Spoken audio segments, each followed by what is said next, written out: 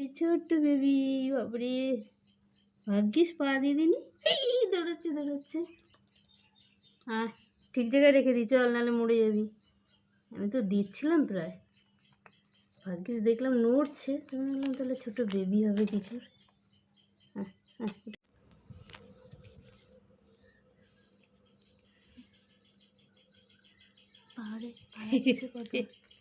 সবে এখনো চোখ ফুটেনি। ছোট্ট বেবি ডিম থেকে বেরিয়েছে, বাপরে কীভাবে ছুটছে। ধর তুই করা অফ কর, আমি না